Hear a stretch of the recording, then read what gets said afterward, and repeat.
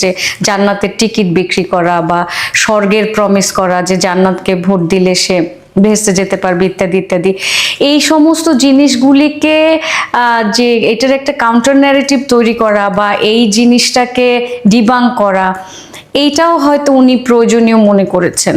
ওনার হয়তো মনে হয়েছে যে মানে এইটা যেহেতু একটা সবচেয়ে সিরিয়াস একটা অস্ত্র হিসাবে ব্যবহার হচ্ছে এবং এই অস্ত্রটা ব্যবহার করে সাধারণ মানুষের মন জয় করতে জামাত হয়তো সক্ষম হয়েছে, অনেকটুকু জামাতের জনপ্রিয়তা বেড়েছে এরকম আমরা দেখতে পাচ্ছি।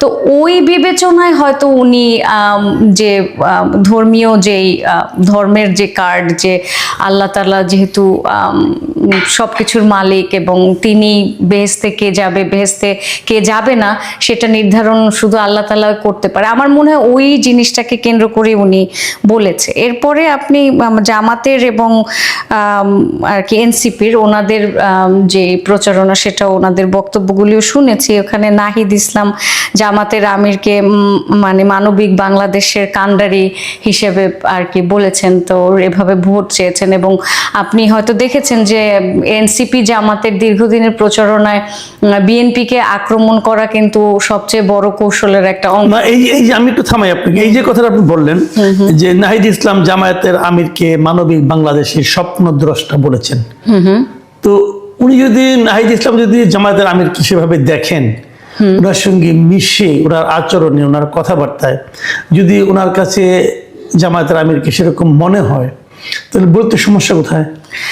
বলতে সমস্যা এইভাবে যে তারা একটা নির্দিষ্ট কমিউনিটিকে রিপ্রেজেন্ট করে, হ্যাঁ, তারা একটা কমিউনিটির দল, তারা কিন্তু পুরো বাংলাদেশের দল না, বা পুরো বাংলাদেশের যেই সকল স্তরের মানুষ, যদিও ওনারা অনেক হিন্দুকে নিয়েছে, সেটা আমার কাছে আমি ব্যক্তিগতভাবে পলিটিক্যাল স্ট্র্যাটেজি মনে করি যে এই কাজটি তারা করে বা একজন হিন্দুকে ইনক্লুড করে তারা মানে হিন্দুদের ভোট নিশ্চিত করা বা হিন্দুদের মন জয় করার একটা চেষ্টা করছে। তারপরে আপনি দেখবেন যে আমাদের যে ইন্ডিজেনিয়াস মানুষ আছে, যে ক্ষুদ্র নৃগোষ্ঠী আছে, জামাতকে বেসিকলি তাদের যে ভ্যালুস, তাদের যে বিশ্বাস ব্যবস্থা, তাদের সমাজ ব্যবস্থা, সেগুলোকে কি জামাত ওন করে?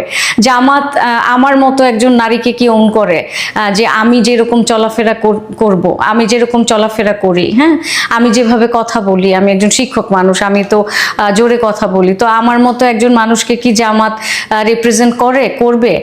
তো যেহেতু সে আমি মনে করি জামাত আমাকে রিপ্রেজেন্ট করে না। জামাতের কি কোনো নারী প্রার্থী হয়েছে? জামাত কোনো বড় বড় কথা বলছে, কিন্তু জামাত নারী কোনো প্রার্থী তো দাঁড় করায়নি, তারা নারীকে ব্যবহার করছে। আপনি দেখবেন যে নারীর ভোট তাদের দরকার, নারীকে দিয়ে প্রচারণা চালানো, যেটা অনেক সহজ, অল্প পয়সা, এবং নারীদেরকে তারা টার্গেট করেছে। বিরাট একটা অংশ বাংলাদেশের 51% নারী, এই নারীদের ভোট ব্যাংককে তাদের এনশিওর করার জন্য তাদের ব্যবহার করতে হবে, নারীদেরকে সেভাবে ব্যবহার করছে। তো অল টুগেদার জামাতের যে পলিটিক্যাল স্ট্র্যাটেজি, সেগুলো আমার কাছে খুব স্ট্র্যাটেজি মনে হয়, সুতরাং আমার তাকে কোনো কাণ্ডারি মনে হয় না। একটা নির্দিষ্ট ধর্মীয় গ্রুপকে যারা রিপ্রেজেন্ট করে, যারা আজ বলছে শরিয়া, কাল বলছে শরিয়া না, তারা যে কি চায় তারা তো নিজেরাও জানে না, তাদের নিজেদের মধ্যে গন্ডগোল, তাদেরকে তাদের মানে 11 দলের একজন ছেড়ে যায়। তো এখানে আপনি কি করে বলবেন যে সে সবাইকে রিপ্রেজেন্ট করে? সে সবাইকে রিপ্রেজেন্ট করে না, তারা, এটা আমি একেবারে